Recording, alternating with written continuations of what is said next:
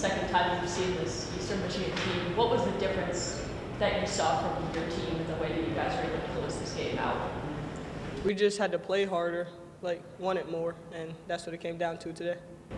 And then second double-double for you in the last 3 games. I mean, just have you been working on your scoring, rebounding? I mean, just which has really impressed you about, which stat has impressed you more that you've been able to, get to in the last 3 games? I just try to stay consistent, not just for me, but for my team. And I feel like that's really important, so I'm just trying to keep going up.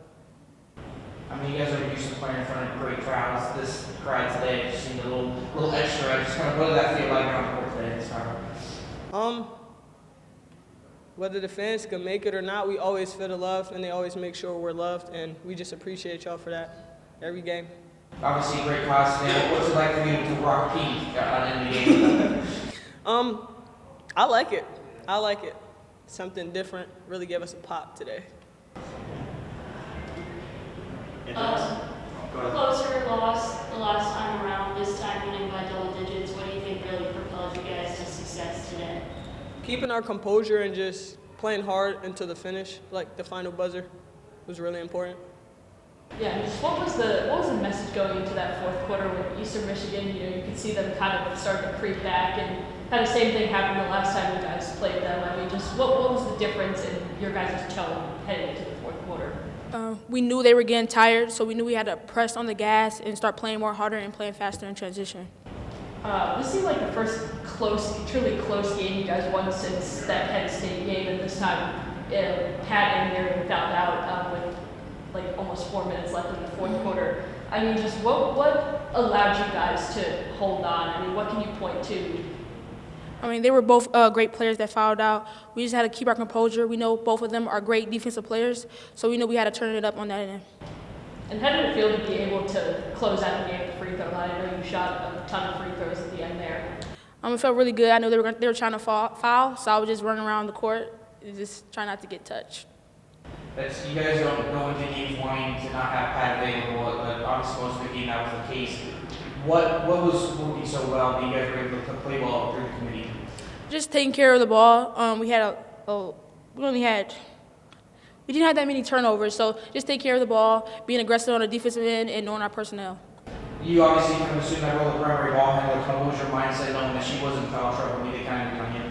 I'm just staying composed. I know I can handle the ball very well under pressure, so I just had to stay composed and stay ready. Have you missed that? Do you like the pink? What was it like on the pink today? I mean, I love the pink. My aunt had breast cancer, so it means a lot to play for this uniform. First, I want to recognize the cause that we were all celebrating today, celebrating the survivors, and so thank you to everyone that came out and wore pink. We knew it was going to be a battle, but a little perspective on what a battle really is, right, in life. But I loved our effort. I loved our toughness down the stretch. You could see our frustration with ourselves, our players, especially in that third quarter. We did some things a little bit uncharacteristic that we know we're better than, but I really saw us mature and grow up. Really good Eastern team. We wanted to win the battle of the boards, and we wanted to protect the paint. Man, that CC Aleko, she's a player. She gave us everything she had tonight, and credit to them. Great game plan coming in, but fun basketball game, and we appreciate the six-man helping us out. I mean, you talked a lot going off of that exact same there. I mean, we talked a lot about players, again, passing over the shots and just the lack of aggressiveness. How did you see an adjustment from your team in the second half? Is there something you could specifically point to? I'm going to watch it, and then I think, hopefully I'll find something. I mean, this is a really competitive group, and I think they felt, the back against the wall a little bit there. I think it was a 4-point game, and Kendall Carruthers started to take over, and I think we were reminded of how special she is. I see it every day, but she was huge for us in that fourth quarter, and down the stretch, one of the ball made her free throws, and she was absolutely tremendous. Yeah, and talking about that fourth quarter, I mean, obviously you have Pat and Marion fouling out. I mean, just talk about Kendall stepping up there in the last 3 minutes, especially with some clutch free throws. She was taking a lot of pressure. Yeah, no, she was great. She had some clutch free throws. Faith had some clutch rebounds. Ella and Cadence were out there holding it down. We had a lot of experience on the floor, which we don't always get to say. But no, I think just felt their will to win today, and that's sometimes we get in our heads and we're thinking about the last play, and I thought we had that what's important now mindset today, which was really important.